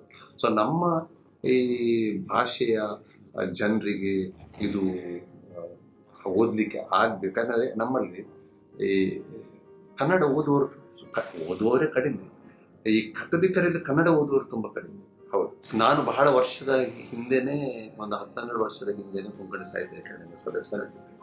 ಆವಾಗ ಈ ಸರ್ಕಾರ ಕೆಲವು ಅನುದಾನ ಕೊಟ್ಟಿತ್ತು ಭಾಷಾಂತರ ಮಾಡಬಹುದು ಅಂತ. ಸೊ ಆ ನಿಟ್ಟಿನಲ್ಲಿ ನಾನು ಯು ಆರ್ ಅನಂತಮೂರ್ತಿ ಅವರ ಸಂಸ್ಕಾರ ಅನ್ನುವಂಥ ಒಂದು ಕಾದಂಬರಿಯನ್ನು ಆಯ್ಕೆ ಮಾಡಿ ಅದನ್ನು ಕೊಂಕಣಿಗೆ ಟ್ರಾನ್ಸ್ಲೇಟ್ ಮಾಡಿಸೋಷ್ಟು ಅದು ಬಹಳ ಕಷ್ಟವಾಯಿತು. ಯಾಕಂದರೆ ಸರಿಯಾದ ಶಬ್ದಗಳ ಆಯ್ಕೆ, ಮತ್ತೆ ಆ ಅನಂತಮೂರ್ತಿ ಅವರ ಒಂದು ಸ್ಥಾನ, ಅವರ ಜ್ಞಾನ, ಅದನ್ನೆಲ್ಲ ಅರ್ಥ ಮಾಡಿಕೊಂಡು, ಮತ್ತೆ ಆ ಒಂದು ಏನು ಆ ಒಂದು ಸಿಚುವೇಶನ್ ಅನ್ನು, ಆ ಕಾದಂಬರಿಯ ಹಿಂದೆ ಮುಂದೆ ಆಗುವಂಥ ಘಟನೆಗಳನ್ನು ಅರ್ಥ ಮಾಡಿ ಬರೆಯುವಂಥದ್ದು, ಅನುವಾದ ಮಾಡುವಂಥದ್ದು ಬಹಳ ಕಷ್ಟ. ಅದು ಕೂಡ ಪ್ರಯತ್ನ ಮಾಡಿದೆ. ಶ್ರೇಷ್ಠ ಮಟ್ಟದಲ್ಲಿ ಬಂದಿದೆ ಅಂತ ನಾನು ಹೇಳೋದಿಲ್ಲ, ಪ್ರಯತ್ನ ಮಾಡಿದ್ದೇನೆ. ಸೊ ಅದು ಯಾಕೆಂದರೆ ಆ ಸಂಸ್ಕಾರ ಅನ್ನುವಂಥ ಕೃತಿ ಇಷ್ಟು ಪ್ರಸಿದ್ಧ ಆಗಲಿಕ್ಕೆ ಕಾರಣ ಅದರಲ್ಲಿರುವಂಥ ಆ ಒಂದು ವಿಷಯ. ಅದು ಮೇಲ್ಜಾತಿಯವರು ಕೀಳ್ ಜಾತಿಯವರನ್ನು ದೌರ್ಜನ್ಯಕ್ಕೊಳಪಡಿಸುವಂಥದ್ದು, ಅವ್ರು ನೋಡಿಕೊಳ್ಳುವಂಥ ರೀತಿ, ಅವನನ್ನು ಗುಲಾಮರನ್ನಾಗಿ ಆಗುವಂಥ ರೀತಿ, ಈ ಲೈಂಗಿಕತೆ ಬರುವಾಗ ಅದು ಯಾವುದೂ ಇಲ್ಲ, ಆದರೆ ಬೇರೆ ವಿಚಾರಗಳಲ್ಲಿ ಊಟ ಮಾಡುವುದು, ಮತ್ತು ಶವ ಸಂಸ್ಕಾರ ಮಾಡುವಂಥದ್ದು, ಅಥವಾ ಬೇರೆ ಏನೋ ಆಗಲಿ, ಆವಾಗ ಒಂದು ಜಾತಿ ಭೇದ, ಅದು ನನಗೆ ಬಹಳ ನೋವು ಉಂಟು ಮಾಡಿದೆ. ಯಾಕಂದರೆ ನನ್ನ ಊರಲ್ಲಿ, ಸ್ವತಃ ನನ್ನ ಊರಲ್ಲಿ ಅದನ್ನು ನಾನು ನೋಡಿ ಬೆಳೆದುಕೊಂಡು ಬಂದವನು, ಅಂತ ದೌರ್ಜನ್ಯವನ್ನು ನೋಡಿ ಬೆಳೆದುಕೊಂಡು ಬಂದವನು. ಇಲ್ಲಿಯೂ ಕೂಡ ಇಲ್ಲ ಅಂತ ಇಲ್ಲ, ಈಗಲೂ ಕೂಡ ಅಂಥದ್ದು ಇದ್ದೇ ಇದೆ. ಅದರಿಂದ ನಮ್ಮಂಥವ್ರು ಅದರ ಬಗ್ಗೆ ಸ್ವಲ್ಪ ಜಾಗೃತಿಯನ್ನು ಮೂಡಿಸಬೇಕು ಅನ್ನುವಂಥ ನಿಟ್ಟಿನಲ್ಲಿ, ಮತ್ತು ನಮ್ಮ ಜಾತಿಯವರು ಅದನ್ನು ಓದಬೇಕು ಅನ್ನುವ ನಿಟ್ಟಿನಲ್ಲಿ ನಾನು ಅದನ್ನು ಸಂಸ್ಕಾರ ಕಾದಂಬರಿಯನ್ನು ಅನುವಾದ ಮಾಡಿದೆ. ಯು ಆರ್ ಅನಂತಮೂರ್ತಿ ಅವರನ್ನು ಮೀಟ್ ಮಾಡೋ ಅವಕಾಶ ಏನಾದರೂ ಸಿಕ್ಕಿತ್ತು. ಉಡುಪಿಯಲ್ಲೇ ನಾನು ಹೋಗಿ ಮೀಟ್ ಮಾಡಿದೆ. ಮತ್ತೆ ಅವರು ಅದೇ ಪುಸ್ತಕದ ಮೇಲೆ ಹಸ್ತಾಕ್ಷರ ಕೂಡ ನಾನು ಮಾಡಿದೆ. ಸರ್, ಇನ್ನೊಂದು ನಿಮ್ಮ ಮಾತಲ್ಲಿ ಹೇಳಬೇಕಂತೆ, ಈ ಒಂದು ಯುವ ಜನತೆ ಕಳೆದ 30 ವರ್ಷಗಳಿಂದ ನೀವೊಂದು ಉಪನ್ಯಾಸಕರಾಗಿ, ಪ್ರಾಂಶುಪಾಲರಾಗಿ ಸೇವೆ ಸಲ್ಲಿಸ್ತಿದ್ದೀರಿ. ನೀವೊಂದು ನಿಮ್ಮ ವೃತ್ತಿ ಜೀವನ ಶುರು ಮಾಡುವಾಗ ಆವಾಗ ಯುವ ಜನತೆಯ ಒಂದು ಮೈಂಡ್ಸೆಟ್, ಸೊ ಆಮೇಲೆ ಇವಾಗಿನ ಯುವ ಜನತೆಯ ಮೈಂಡ್ಸೆಟ್ ಬಗ್ಗೆ ಹೇಳೋದಾದ್ರೆ ಸರ್? ತುಂಬ ಬದಲಾವಣೆ ಆಗಿದೆ. ಅದು ನೆಗೆಟಿವ್ಗಿಂತ ಪಾಸಿಟಿವ್ ಬದಲಾವಣೆ ಆಗಿದೆ. ನೆಗೆಟಿವ್ ಮತ್ತು ಪಾಸಿಟಿವ್, ಧನಾತ್ಮಕ ಋಣಾತ್ಮಕ ಅಂಶಗಳು ಆವಾಗಲೂ ಇತ್ತು, ಇವಾಗಲೂ ಇತ್ತು. ಸೊ ಆವಾಗ ಏನಂದ್ರೆ ಈಗ ಇಂತಹ ಒಂದು ಆಧುನಿಕತೆ ಆವಾಗ ಇರಲಿಲ್ಲ. ನನಗೆ ನನ್ನ ಕ್ಲಾಸಿನಲ್ಲಿ ಆವಾಗ ನನಗೆ ಆವಾಗ 22 ವರ್ಷ, 25 ವರ್ಷದ ಹುಡುಗರು ಕೂಡ ನನ್ನ ಕ್ಲಾಸ್ನಲ್ಲಿ ಇದ್ರು. ಯಾಕಂದ್ರೆ ಆವಾಗ ಈ ಕ್ಲಾಸಿನಲ್ಲಿ ಫೇಲ್ ಆಗುವಂತ ಪದ್ಧತಿ ಕೂಡ ಇತ್ತು. ಅದು ಒಳ್ಳೆಯದೇ ಪದ್ಧತಿ ಅಂತ ನಾನು ಹೇಳ್ತೀನಿ. ಯಾಕಂದ್ರೆ ಆ ಫೇಲ್ ಮಾಡಿದ್ರಿಂದಲೇ ಸ್ವಲ್ಪ ಧೈರ್ಯ ಬರ್ತದೆ. ಆದ್ರೆ ಇವಾಗ ಫೇಲ್ ಮಾಡ್ಲಿಕ್ಕೇನೆ ಇಲ್ಲ. ಈಗ ಮಕ್ಕಳು ಮುಂದೆ ಹೋಗ್ತಾ ಅವರು ಏನು ಬರೀಲಿಕ್ಕೆ ಬರೋದಿದ್ರು ಕೂಡ ಮುಂದೆ ಹೋಗ್ಬೇಕು. ಈ ಆಧುನಿಕತೆ ಇರಲಿಲ್ಲ. ಆವಾಗ ಏನಿದ್ರು ಕೂಡ 1 to 1 ಏನೋ ಇದು ನಮ್ಮ ರಿಲೇಶನ್ಶಿಪ್. ಮೊಬೈಲ್ ಫೋನ್ ಇಲ್ಲ. 1990ನೇ ಇಸವಿಯಲ್ಲಿ ನಾನು ಪಾಂಪೆ ಕಾಲೇಜ್ ಅಂತ ಕಿನ್ನಿಗೋಡಿಯಲ್ಲಿ, ಒಂದು ದಾಮಸ್ಕಟ್ಟೆ ಕಿನ್ನಿಗೋಡಿಯಲ್ಲಿ ಪಾಂಪೆ ಕಾಲೇಜ್, ಅಲ್ಲಿ ಸೇರಿದ್ದೀನಿ ಆರಂಭಿಸಿದ. ಆವಾಗ ಈ ರಫ್ನೆಸ್ ತುಂಬಾ ಇತ್ತು, ಹುಡುಗರ ರಫ್ನೆಸ್ ತುಂಬಾ ಇತ್ತು. ರಫ್ ಇದ್ರು, ಯಾಕಂದ್ರೆ ಆವಾಗ ಇದ್ದಂತಹ ಪರಿಸ್ಥಿತಿ ಕೂಡ ಹಾಗೆ ಇತ್ತು. ಮತ್ತೆ ಕಾಲಕ್ರಮೇಣ ಎಲ್ಲ ಬದಲಾಗಲಿಕ್ಕೆ ಶುರುವಾಯಿತು. ಆದರೆ ಮಿಸ್ಚೀಫ್ ತುಂಬ ಮಿಸ್ಚೀಫ್ ಇತ್ತು. ಕ್ಲಾಸ್ನ ಹೊರಗಡೆ ಹೊಡೆದಾಟ, ಬಡಿದಾಟ, ಮಿಸ್ಚೀಫು, ಪಾಠ ಮಾಡಲಿಕ್ಕೆ ಕೆಲವರಿಗೆ ಪಾಠ ಮಾಡಲಿಕ್ಕೆ ಬಿಡದೇ ಇರುವಂಥದ್ದು, ಅವರು ಲೆಕ್ಚರರ್ಸ್ಗೆ ಉಡಾಫೆ ಮಾಡುವಂಥದ್ದು, ಲೆಕ್ಚರರ್ಸ್ ಹುಡುಗರಿಗೆ ಹೊಡೆಯುವಂಥದ್ದು, ಹುಡುಗರು ಲೆಕ್ಚರರ್ಸ್ಗೆ ಹೊಡೆಯುವಂಥದ್ದು, ಅದೆಲ್ಲ ಇತ್ತು. ಆದರೆ ಅದು ಮುಂದುವರೆದುಕೊಂಡು ಹೋಗ್ತಾ ಇರಲಿಲ್ಲ. ಆದರೆ ಇವಾಗ ಏನಾಗಿದೆ ಅಂದರೆ ಮಕ್ಕಳ ಒಂದು ಪಾಸಿಟಿವ್ ಆಗಿ ತಗೊಂಡ್ರೆ ಮಕ್ಕಳು ಬಹಳಷ್ಟು ಬೆಳೆದ್ಬಿಟ್ಟಿದ್ದಾರೆ. ಹೌದು, ಅವರ ಈ ಆಲೋಚನೆ ಬಹಳಷ್ಟು ಮುಂದೆ ಹೋಗಿದೆ. ಅವರ ಜ್ಞಾನ, ಅವರ ತಿಳುವಳಿಕೆ ಕೂಡ ಬಹಳಷ್ಟು ಮುಂದೆ ಹೋಗಿದೆ. ಯಾಕಂದ್ರೆ ಇವಾಗ ಬಹಳಷ್ಟು ಸಲೀಸಾಗಿ ನಮಗೆ ಏನು ವಿಷಯ ಬೇಕು ಅದು ನಮಗೆ ಸಿಗುತ್ತೆ. ಈಗ ನಿಮ್ಗೆ ಗೊತ್ತು ಎಲ್ಲಿ ಸಿಗುತ್ತೆ, ಮೊಬೈಲ್ ಫೋನ್ನಲ್ಲಿ ಅವ್ರಿಗೆ ಸಿಗುತ್ತೆ. ಸೊ ಆ ದೃಷ್ಟಿಯನ್ನು ನೋಡಿದರೆ ಆ ಕಾಲದ ಮಕ್ಕಳಿಗೆ ಮತ್ತು ಈ ಕಾಲದ ಮಕ್ಕಳಿಗೆ ಆ ಜ್ಞಾನಕ್ಕೆ ಹೋಲಿಸಿದ್ರೆ, ಅವರ ತಿಳುವಳಿಕೆಗೆ ಹೋಲಿಸಿದ್ರೆ ಅಜಗಜಾಂತರ ವ್ಯತ್ಯಾಸ ಇದೆ. ಅದು ಧನಾತ್ಮಕ ವ್ಯತ್ಯಾಸ ಅಂತ ಕೂಡ ನಾವು ಹೇಳ್ಬೋದು. ಅದರಿಂದಲೇ ನೋಡಿ ಇವಾಗ ಮಲ್ಟಿನ್ಯಾಷನಲ್ ಕಂಪನಿ, ಕಾರ್ಪೊರೇಟ್ ಅಲ್ಲಿ ಕೆಲಸಕ್ಕೆ ಇಟ್ಟಿರಿಸ್ಕೊಳ್ಳುವಂಥ ಸಾಧ್ಯತೆ ಇದೆ. ಆವಾಗ ಏನಿತ್ತು, ಆವಾಗ ಯಾರು ಕೂಡ ಆಲೋಚನೆ ಮಾಡ್ತಾ ಇಲ್ಲ, ಡಿಗ್ರಿ ಆಗ್ಲಿ ಆಮೇಲೆ ನೋಡುವ ಅಂತ. ಕೆಲವರಿಗೆ ಕೆಲಸ ಸಿಕ್ತಿತ್ತು, ಕೆಲವರು ಕೆಲಸ ಸಿಕ್ತಿರ್ಲಿಲ್ಲ, ಕೆಲವರು ಇದು ಸ್ವ ಉದ್ಯಮವನ್ನು ಮಾಡ್ತಾ ಇದ್ರು, ಕೆಲವೊಮ್ಮೆ ಇನ್ನೊಂದು ಕೆಲಸ ಮಾಡ್ತಾ ಇದ್ರು. ಹಾಗೆ ಈಗ ನಾನು ಕಲಿಸಿದಂಥ 30 ವರ್ಷದ ಹಿಂದೆ ಕಲಿಸಿದಂಥ ವಿದ್ಯಾರ್ಥಿಗಳು ಈಗಲೂ ಕೆಲವರು ಕೃಷಿಕರಾಗಿದ್ದಾರೆ, ಕೆಲವರು ಅಂಗಡಿ ನಡೆಸ್ತಾ ಇದ್ದಾರೆ, ಕೆಲವರು ಅದೆಷ್ಟು ದೊಡ್ಡ ದೊಡ್ಡ ಕಂಪನಿಯನ್ನು ನಡೆಸ್ತಾ ಇದ್ದಾರೆ. ಆ ಒಂದು ಜ್ಞಾನದಿಂದಾಗಿ ಇಂಟರ್ವ್ಯೂ ಫೇಸ್ ಮಾಡ್ಲಿಕ್ಕೆ ಅವರಿಗೆ ಈಗಿನ ಮಕ್ಕಳಲ್ಲಿ ಆ ಒಂದು ಭಯ ಅನ್ನುವಂಥದ್ದು ಇಲ್ಲ. ಯಾಕಂದ್ರೆ ಅಷ್ಟು ಒಂದು ನೋಡ್ತಾರೆ, ಅವರಿಗೆ ತುಂಬಾ ಈ ಮಾಡರ್ನ್ ಗ್ಯಾಜೆಟ್ಸ್ ತುಂಬಾ ಅತಿಯಾಗಿ ಸಿಗ್ತಾ ಇದೆ, ಅದರಿಂದ ಅದನ್ನು ತಿಳ್ಕೊಂಡಿದ್ದಾರೆ. ಇನ್ನೊಂದು ಋಣಾತ್ಮಕವಾದಂಥ ವ್ಯತ್ಯಾಸ ಕೂಡ ಆಗಿದೆ. ಆವಾಗ ಮನಸ್ಸಿನಲ್ಲಿ, ವಿದ್ಯಾರ್ಥಿಗಳ ಮನಸ್ಸಿನಲ್ಲಿ ಆ ಒಂದು ಮ್ಯಾಲಿಸ್ ಇರಲಿಲ್ಲ, ಕೆಟ್ಟತನ, ಆ ಒಂದು ಏನು ಮ್ಯಾಲಿಸ್ ಅಂದ್ರೆ ಕನ್ನಡದಲ್ಲಿ ಹೇಳ್ತಾರೆ, ಒಂದು ನೀಚತನ ಇರಲಿಲ್ಲ. ಆದ್ರೆ ಇವಾಗ ಎಲ್ಲರಲ್ಲಿ ಅಂತ ನಾನು ಈಗಲೇ ಎಲ್ಲರಲ್ಲಿ ಅಂತ ಹೇಳಿದ್ರೆ ಇದರಿಂದಾಗಿ ಒಂದು ನೀಚತನ ಒಂದು ಬೆಳೆದು ಬಿಟ್ಟಿದೆ. ಬೇರೆಯವರಿಗೆ ಅನ್ಯಾಯ ಮಾಡುವಂಥದ್ದು, ಅದು ಕೂಡ ಬೆರಳೆಣಿಕೆಯಷ್ಟು ಸಂಖ್ಯೆಯಲ್ಲಿ ಮಾತ್ರ ಬೇರೆಯವರಿಗೆ ಅನ್ಯಾಯ ಮಾಡುವಂಥದ್ದು, ಬೇರೆಯವರ ಹೆಸರನ್ನು ಹಾಳು ಮಾಡುವಂಥದ್ದು. ಯಾಕಂದ್ರೆ ಬಹಳ ಸಲೀಸಾಗಿ ನಾವು ಈಗ ಮಾಡಬಹುದು. ಅದೊಂದು ಮೊಬೈಲ್ ಫೋನ್ ಇದ್ರೆ ವಾಟ್ಸ್ಆ್ಯಪ್, ಅದು ಇದು, ಬೇರೆಯವರು ಮರೆಯ ತೆಗೆಯುವಂಥದ್ದು, ಬೇರೆಯವ್ರ ಕೆಟ್ಟದ್ದು ಮಾತಾಡುವಂಥದ್ದು, ಮತ್ತೆ ಕೆಟ್ಟದನ್ನು ನೋಡುವಂಥದ್ದು, ಬೇರೆಯವರಿಗೆ ಬೇಗ ಹರಡುವಂಥದ್ದು, ಅದೆಲ್ಲ ಆಗಿಬಿಟ್ಟಿದೆ. ಅದನ್ನು ಕೂಡ ಮಕ್ಕಳು ಅತಿಯಾಗಿ ಬಳಸ್ತಾ ಇದ್ದಾರೆ. ಕೊನೆಯದಾಗಿ ಡಾಕ್ಟರ್ ವಿನ್ಸೆಂಟ್ ಆಳ್ವ ಉತ್ತಮ ಹಾಡುಗಾರರು ಕೂಡ. ಈ ಒಂದು ಕಾರ್ಯಕ್ರಮದ ಮೂಲಕ ಒಂದು ಯಾವುದಾದ್ರೂ ಹಾಡನ್ನು ನಮ್ಮ ವೀಕ್ಷಕರಿಗೆ. ಅಯ್ಯೋ ದೇವ್ರೆ, ನಾನು ಕರೋಕೆ ಆದ್ರೂ ತರ್ತಿದ್ದೆ, ನಾನು ಏನು ಇಲ್ಲ ಉತ್ತಮ ಅಂತ. ಈಗ ನಾನು ಹಾಡ್ತಿದ್ದೆ, ಈಗ ಅಷ್ಟು ಹಾಡೋದಿಲ್ಲ. ಆದ್ರೂ ಒಂದು 2 ಸಾಲ ಹಾಡಬಹುದು. ನಿಮಗೆ ಇಷ್ಟವಾದ ಹಾಡು? ಈ ಬಾನಿಗೊಂದು ಎಲ್ಲಿದೆ, ನಿನ್ನಾಸೆಗೆಲ್ಲಿ ಕೊನೆ ಇದೆ, ಏಕೆ ಕನಸು ಕಾಣುವೆ, ನಿಧಾನಿಸು ಸಾಕಲ್ವ? ಸ್ನೇಹಿತರೆ, ಅದಕ್ಕಿಂತ ಮೊದಲು ನೋಡಿ, ಒಬ್ಬ ಟೀಚರಿಗೆ, ಒಬ್ಬ ಶಿಕ್ಷಕನಿಗೆ ಖುಷಿ ಕೊಡುವಂಥದ್ದು ಏನಂತ ನೀವು ನನ್ನ ಹತ್ರ ಕೇಳಿಲ್ಲ. ಶಿಕ್ಷಕನಿಗೆ ಖುಷಿ ಕೊಡುವಂಥದ್ದು ಸಂಬಳ ನಿಜ, ಕೊನೆಯ ತಿಂಗಳ ಕೊನೆಯಲ್ಲಿ ಅದು ಕೂಡ ನಿಯತ್ತಿನಲ್ಲಿ ಸಿಕ್ಕಿದೆ ತಿಂಗಳ ಕೊನೆ. ಅದಕ್ಕಿಂತಲೂ ಜಾಸ್ತಿ ಮಕ್ಕಳಿಗೆ ಪಾಠವನ್ನು ಬೋಧಿಸುವಂಥದ್ದು, ಕ್ಲಾಸಿಗೆ ಹೋಗಿ ಮಕ್ಕಳು ಪಾಠವನ್ನು ಬೋಧಿಸುವಂಥದ್ದು. ಈ ಕಾರ್ಯಕ್ರಮವನ್ನು ನೋಡುವಂಥ ಎಲ್ಲ ವಿದ್ಯಾರ್ಥಿಗಳಲ್ಲಿ ಒಂದು ಕಳಕಳಿ ಎಂದರೆ, ಕ್ಲಾಸಿನ ಒಳಗೆ ಪಾಠವನ್ನು ನೋಡುವಾಗ ಪ್ರಾಮಾಣಿಕತೆಯಿಂದ ಪಾಠವನ್ನು ಕೇಳುವಾಗ ಪ್ರಾಮಾಣಿಕತೆಯಿಂದ ಪಾಠವನ್ನು ಕೇಳಬೇಕು. ಆ ಶಿಕ್ಷಕರು ಹುಟ್ಟಿನಿಂದಲೇ ಶಿಕ್ಷಕರಾಗುವುದಿಲ್ಲ. ಶಿಕ್ಷಕರನ್ನ ರೂಪಿಸುವುದು ಶಿಕ್ಷಣ ಅಲ್ಲ, ಶಿಕ್ಷಕರನ್ನ ರೂಪಿಸುವುದು ತರಗತಿ. ಶಿಕ್ಷಕರನ್ನ ರೂಪಿಸುವಂಥದ್ದು ತರಗತಿಯ ಒಳಗೆ ಇದ್ದಂಥ ವಿದ್ಯಾರ್ಥಿಗಳು ಶಿಕ್ಷಕರಿಗೆ ಒಂದು ವೇಳೆ ಉತ್ತಮ ಪ್ರೋತ್ಸಾಹ ಕೊಡೋದಿಲ್ಲ, ಶಿಕ್ಷಕರು ಪಾಠ ಬೋಧಿಸುವುದನ್ನ ಅವರು ಹೇಟ್ ಮಾಡ್ತಾರೆ. ಆದ್ದರಿಂದ ವಿದ್ಯಾರ್ಥಿಗಳು ಶಿಕ್ಷಕನ ರೂಪಿಸುವಂಥದ್ದು.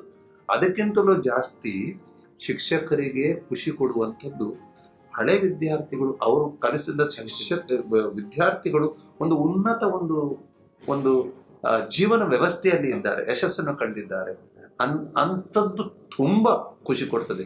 ಈಗ ನಿಮ್ಮನ್ನು ನೋಡುವಾಗ ಅಷ್ಟೇ ಖುಷಿ ನನ್ನ ಶಿಕ್ಷಕ ಆ ಒಂದು ಜೀವನ ಸಾರ್ಥಕತೆಯ ಅನುಭವವನ್ನ ಪಡೀತಾ ಇದೆ. ನಿಮ್ಮ ಯಶಸ್ಸು ನೋಡುವಾಗ ಅಷ್ಟು ಖುಷಿ ಆಗ್ತದೆ. ಅದೆಷ್ಟೋ 30 ವರ್ಷಗಳಲ್ಲಿ ಅದೆಷ್ಟು ಗೊತ್ತಿಲ್ಲ ಯಾರು ಎಲ್ಲಿದ್ದಾರೆ ಅಂತ. ಅದೆಷ್ಟು ಹೊತ್ತು ಕೆಲವರು ಬಂದು ನಮ್ಮನ್ನು ಮೀಟ್ ಆಗ್ತಾರೆ, ಕೆಲವರು ಬರೋದಿಲ್ಲ. ಅದಕ್ಕೋಸ್ಕರ ನೀವು ಕಾಲೇಜಿಗೆ ಖಂಡಿತವಾಗಿ ಬರಬೇಕು. ನಿಮ್ಮ ಅನುಭವವನ್ನ ನಮ್ಮ ವಿದ್ಯಾರ್ಥಿಗಳಿಗೆ ಹಂಚಿಕೊಳ್ಬೇಕು. ಯಾಕಂದ್ರೆ ನಿಮ್ಮ ಹಾಗೆ ಇನ್ನು ಬೇರೆಯವರು ಸ್ಫೂರ್ತಿ ಪಡೆಯಬಹುದು. ಸೊ ಈ ಒಂದು ಖುಷಿ ನಮ್ಮದಿದೆ, ಅದೇ ನಮ್ಮ ದೊಡ್ಡ ಆಸ್ತಿ. ನಮ್ಮ ವಿದ್ಯಾರ್ಥಿಗಳೇ ನಮ್ಮ ಆಸ್ತಿ ಅಂತ ಹೇಳಿಕ್ಕೆ, ಈಗ ಸುದೀಪ್, ನೀವು ಟಾನ್ಸನ್, ನೀವೇ ನಮ್ಮ ಆಸ್ತಿ ಅಂತ ಹೇಳಲಿಕ್ಕೆ ನಾನು ಇಷ್ಟಪಡ್ತೇನೆ. ತುಂಬಾ ಖುಷಿ ಆಗ್ತಿದೆ ಸರ್ ಈ ಮಾತು ಕೇಳಲಿಕ್ಕೆ. ಈ ಗುರುಗಳು ಯಾವಾಗಲೂ ತಮ್ಮ ವಿದ್ಯಾರ್ಥಿಗಳಲ್ಲಿ ತಮ್ಮ ಮಕ್ಕಳನ್ನು ಕಾಣ್ತಾರೆ. ಹೇಗೆ ತಮ್ಮ ಮಕ್ಕಳು ಸಮಾಜದಲ್ಲಿ ಒಂದು ಒಳ್ಳೆಯ ಸ್ಥಾನ ಗಳಿಸಿದಾಗ ಒಂದು ತಂದೆ ತಾಯಿಗೆ ಖುಷಿ ಆಗುತ್ತೆ, ಅದೇ ರೀತಿ ಒಂದು ಗುರುವಿಗೂ ಅದೇ ರೀತಿಯ ಒಂದು ಖುಷಿ ಆಗುತ್ತೆ. ಸ್ನೇಹಿತರೆ, ಇಷ್ಟೊತ್ತಿಗೆ ನಮ್ಮ ಜೊತೆ ಡಾಕ್ಟರ್ ವಿನ್ಸೆಂಟ್ ಆಳ್ವ ಒಂದು ಕೃಷಿ ಪ್ರಧಾನ ಕುಟುಂಬದಲ್ಲಿ ಜನಿಸಿ ಕನ್ನಡ ಮೀಡಿಯಂನಲ್ಲಿ ಓದಿ ಇಂಗ್ಲಿಷ್ ಇದರಲ್ಲಿ PhD ಮಾಡಿ ಇವಾಗ ಒಂದು ಪ್ರತಿಷ್ಠಿತ ಶಿಕ್ಷಣ ಸಂಸ್ಥೆ ಮಿಲಗ್ರೀಸ್ ಕಾಲೇಜ್ ಕಲ್ಯಾಣಪುರದ ಪ್ರಾಂಶುಪಾಲ ಆಗಿರುತ್ತಾರೆ. ಇವರ ಈ ಒಂದು ಸಾಧನೆ ನಿಜವಾಗ್ಲೂ ಇನ್ನೊಬ್ಬರಿಗೆ ಸ್ಫೂರ್ತಿ ಆಗಲಿ, ಇನ್ನಷ್ಟು ಈ ಕರಾವಳಿ ಪ್ರದೇಶದ ಜನರಲ್ಲಿ ಈ ಒಂದು ಆತ್ಮವಿಶ್ವಾಸ ಮೂಡಿಸಲಿ ಅಂತ ಸರ್ ಈ ಒಂದು ಕಾರ್ಯಕ್ರಮ ಬಂದದಕ್ಕೆ, ನಿಮ್ಮ ಜೀವನದ ಅತ್ಯಮೂಲ್ಯವಾದ ಕ್ಷಣಗಳನ್ನು ನೀವು ನಮ್ಮ ಜೊತೆ ಹಂಚಿಕೊಂಡಿದ್ದೀರಿ ಸರ್. ನಿಜವಾಗ್ಲೂ ನೀವೊಂದು ಮುಖ್ಯ ಅತಿಥಿಗಳಾಗಿ ಬಂದದಕ್ಕೆ ನಮಗೆ ತುಂಬ ಹೃದಯದ ಧನ್ಯವಾದಗಳು ಸರ್. ಈ ಒಂದು ಪುಟ್ಟ ಕಾಣಿಕೆ ಇದರ ಅಗತ್ಯ ಇರಲಿಲ್ಲ. Okay, thank you so much sir.